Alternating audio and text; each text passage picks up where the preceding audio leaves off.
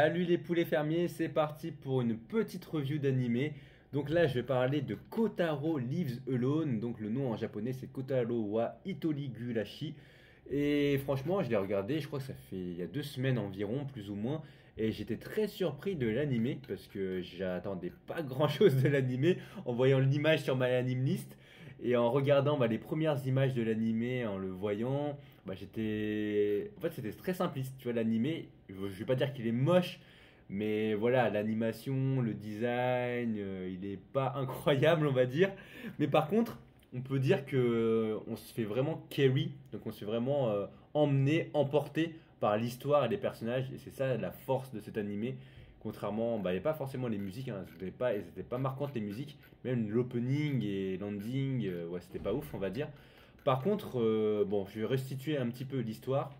Donc là, on suit l'histoire de Kotaro. Donc c'est un petit enfant qui a 4 ans, si je dis pas de bêtises, et il va vivre tout seul dans un petit appartement. Donc là, c'est un petit appartement japonais, ça veut dire que en gros, c'est une espèce de résidence où les voisins sont vraiment côte à côte. Ça veut dire que là, Kotaro, par exemple, il habite à droite.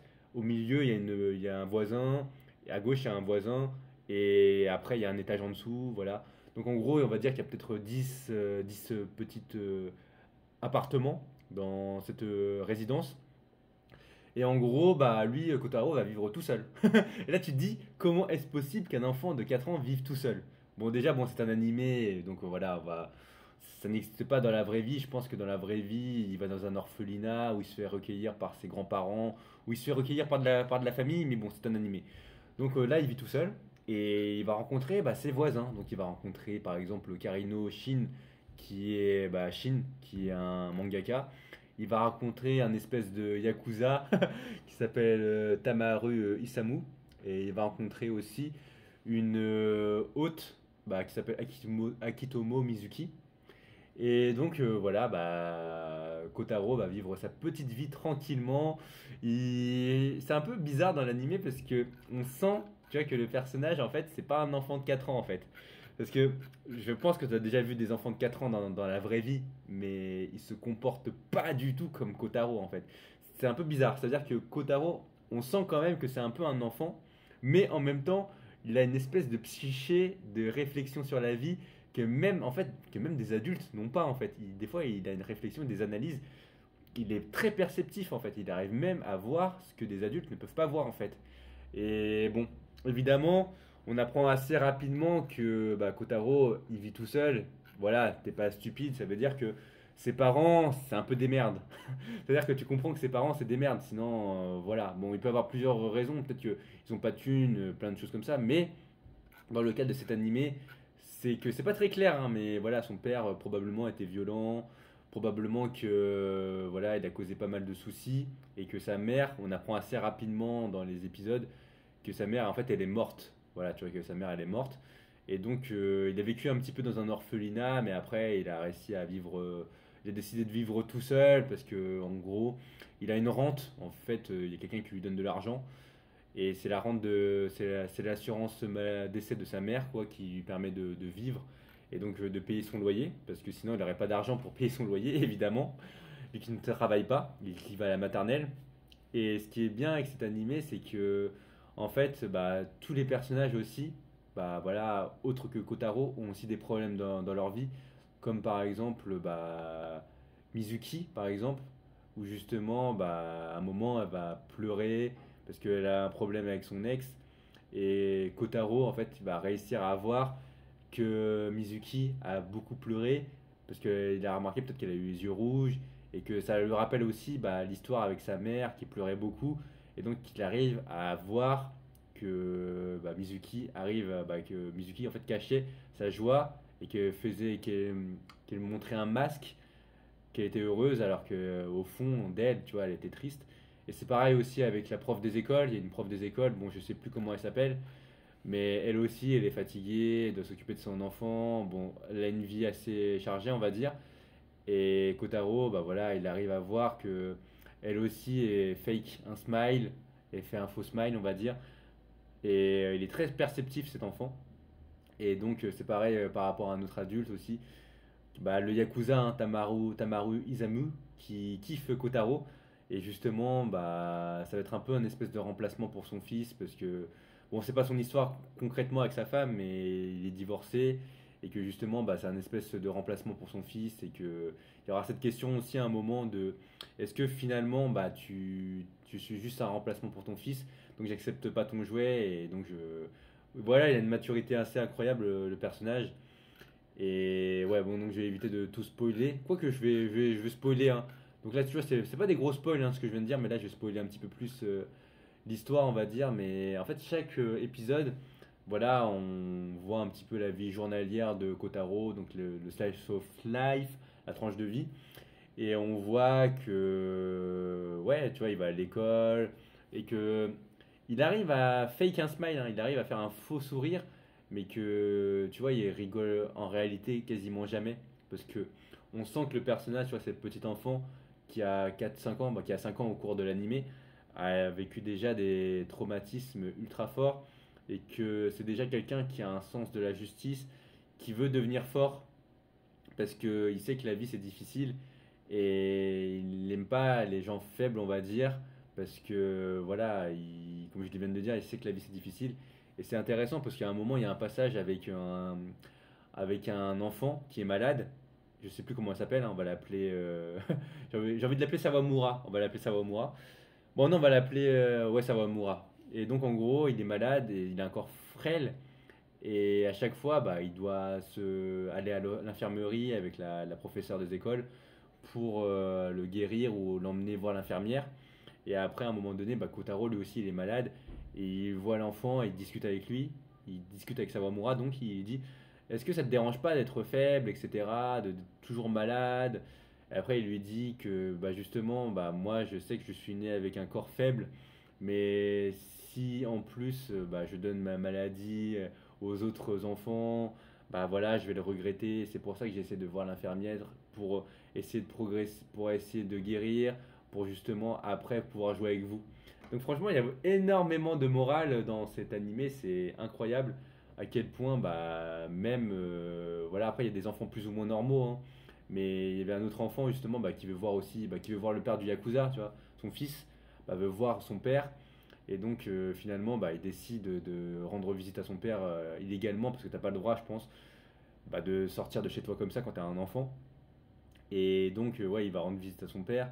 Il y a des scènes émouvantes qui lui dit justement, bah voilà, il dit à son fils, bah non, je vais appeler ta mère, là tu dois la retrouver parce que je peux pas te voir maintenant. C'était les règles qu'on s'était fixées. Et après, la morale de cette histoire, c'était que si son enfant, bah, son fils, à chaque fois qu'il voulait quelque chose, bah, il essayait de l'obtenir et qu'il devait contourner les règles, bah, ça pourrait pas être un bon adulte parce que tu vois, un adulte, il doit quand même respecter les règles et qu'il ne peut pas contourner toutes les règles et il peut pas faire ce qu'il veut en fait de sa vie. Et même si évidemment, tu vois, le père du Yakuza, tu vois, c'est un mec très gentil en réalité, il voulait voir son fils et ouais, il a pas pu.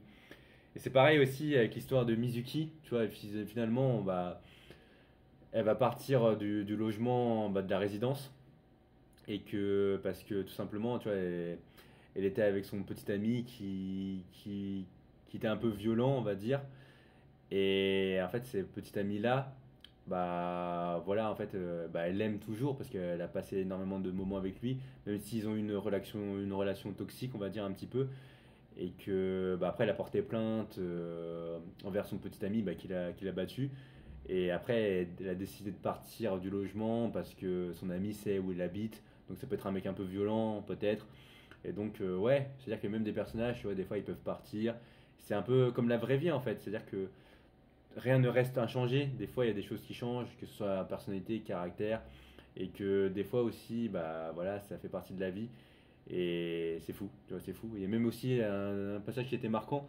C'était avec un mec en fait qui avait vécu dans l'orphelinat de Kotaro. Et Kotaro, en fait, il admirait énormément ce mec. Bon, je sais plus comment il s'appelle. On va l'appeler. Je sais plus. Je crois qu'en plus il y a son nom, hein. Attends, je vais juste chercher le nom du mec. Ça doit être assez rapide. Bon, on s'en fout du nom du mec. On va l'appeler Georges. Voilà. Donc en gros, il y a un mec qui a vécu dans son orphelinat, il est adolescent, non, il est jeune adulte, et il s'appelle Georges, et il va demander de l'argent à Kotaro parce que en fait, il lui promet qu'ils vont vivre ensemble et que justement bah, il a besoin de l'argent pour économiser. Et Kotaro lui fait confiance parce qu'il avait. En fait, c'est quand il était dans l'orphelinat au tout début, Kotaro, bah, il était très timide. Et c'est Georges justement bah, qui lui a permis, tu vois, en faisant une petite blague, de l'intégrer. Et il lui parlait tout le temps. Et c'est grâce à. En fait, il le voit comme un grand frère, une personne voilà, qui lui a permis de s'ouvrir aux autres. Et il a un profond respect pour lui. Et en fait, bah, finalement, ce Georges, il a des dettes, tu vois, il a des dettes à régler par rapport à des jeux d'argent, je crois, il a fait des jeux d'argent, après il a perdu de la thune. Et donc finalement, il utilise l'argent de Kotaro pour bah, régler ses dettes. Donc il dit à Kotaro, ouais, on va vivre ensemble plus tard, j'ai besoin de l'argent pour économiser, et après, une fois que j'ai assez économisé, on va vivre ensemble. Sauf que Kotaro, tu vois, comme encore une fois, il est très intelligent, bah, il a remarqué que, tu vois, il avait un tic quand il mentait. Je crois que quand il mentait, par exemple, je crois qu'il tenait son verre, il tapait du petit doigt, il tapait du petit doigt le verre, donc il a remarqué. Bon, encore une fois, là, Kotaro, limite, c'est détective Conan, hein. Limite, c'est Conan, hein, Kotaro. Mais ouais, donc il a quand même décidé de lui faire confiance parce qu'en fait, il croyait réellement en Georges. Il croyait que c'était quelqu'un vraiment de bon au fond de lui. Et après, il y a eu cette petite confrontation. Mais franchement, cet animé est très touchant. C'est fou. Tu vois, comme je l'ai dit, j'attendais rien de l'animé. Et chaque épisode, il y avait ces petites histoires comme ça que je te raconte là actuellement, très marquantes, très très humaines. Et l'épisode final, voilà, bon là, il y a pas eu pas mal de spoilers, hein, donc tu prends en compte que c'est une vidéo spoil limite. Il y a le dernier épisode aussi où en fait Kotaro va aller se recueillir sur la tombe de ses grands-parents et il va aller avec Shin qui en fait Shin voilà qui est un peu un père spirituel pour Kotaro. En fait, c'est lui qui va l'accompagner pour aller au bain, qui va l'accompagner pour aller à l'école, pour le chercher à l'école. Ça va être un peu son père. Et il va l'emmener donc au cimetière. Et là, bah, Shin va voir justement au cimetière qu'il y a eu le nom de ses grands-pères, bah, de sa grand-mère, ses grands-parents, mais qu'il y a aussi le nom de sa mère, de la mère de Kotaro. Et donc après, bah, là, ça annonce une question très difficile. Est-ce que tu dis à l'enfant, à Kotaro, en fait, son rêve de Kotaro, c'est de revoir ses parents et de revivre avec sa mère et son père, malgré le fait qu'il se soit battu. Je pense pas qu'il s'est fait battre, hein, Kotaro, mais malgré le fait qu'il y a eu de la violence peut-être entre les deux parents, malgré qu'il y a eu des disputes, il veut quand même revivre avec eux parce que c'est ses parents en fait. Je pense qu'il les aime il aime ses parents au plus profond de lui. Et il a un espoir justement bah, de reconstruire cette famille. Et là, bah, Shin, tout simplement, bah, il voit la réalité. Bah, Karino, en fait, ouais, il l'appelle Karino. Et il voit la réalité. Et en fait, il voit que en fait, la mère de Sato, bah, de Kotaro, pardon, est morte. Et donc là, il décide de lui mentir. Tu vois, après, Kotaro lui demande est-ce que je pourrais, à ton avis, revoir mes parents si vraiment je suis un bon garçon? Quelque chose comme ça. Et après, bah, Karino, là, lui ment et lui dit oui, c'est sûr que tu vas retrouver tes parents assurément. Et après, bah, tu vois, Kotaro, en tant qu'enfant, bah, il croit à ce que dit Karino. Tu vois, il a une totale confiance en Karino. Et là, c'était un mensonge. Je pense que c'est assez. C'était la meilleure chose à faire. Mais il a dit lui-même, après Karino, il sait que plus tard, bah, Kotaro, quand il sera plus grand, il réalisera qu'il lui a menti et que peut-être qu'il va le haïr pour ça, mais que finalement il a fait pour son bien, parce qu'il voulait pas casser le rêve de Kotaro en étant si jeune en fait. Il avait 5 ans, c'était son rêve, bah, c'est son rêve de retrouver ses parents, de former un lien avec ses parents, et donc il pouvait pas lui dire ça en fait. Ça aurait été peut-être trop violent. Donc franchement c'est un animé très touchant. Franchement, comme je l'ai dit, on s'y attend pas. Et c'est un animé ouais, qui, comme je l'ai dit, c'est très simpliste au niveau du trait, du design, mais les personnages, l'histoire, ça fait quelque chose d'assez incroyable. Et encore une fois aussi, Kotaro, il aime bien un animé, dans l'animé, il regarde un animé vu que c'est un enfant. Il regarde Tono-sama, non Tono-saman. Et en gros, dans cet animé, en fait, c'est un peu un animé chevaleresque où il parle un peu à l'époque féodale avec de l'ancien japonais. Et c'est pour ça qu'il aime bien dire dono, il a une manière de parler avec waga et tout, un peu à l'ancienne. Et c'est très marrant, tu vois, de voir en fait qu'il parle un peu comme un vieux, et c'est un jeune, il a une analyse excellente de la vie, mais en même temps c'est un petit peu un enfant dans ses réactions. Donc c'est un peu un personnage un peu très spécial, tu vois, Kotaro. Mais franchement, voilà. Donc c'était un animé, comme je l'ai dit, assez incroyable, hein. J'ai grandement apprécié, j'attendais rien du tout. Et j'ai vu qu'il y avait que des très bonnes reviews quasiment. Et moi-même, j'ai mis une très bonne review à l'animé.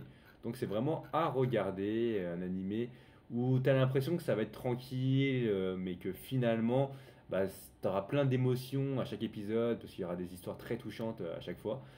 Et donc voilà, hein, j'espère que cette review t'a plu. Et si tu as aimé, n'hésite pas à liker, t'abonner et à partager. Et comme d'habitude, je dis toujours ces trois phrases esprit shonen, poulet fermier et sois acteur de ta vie. Salut!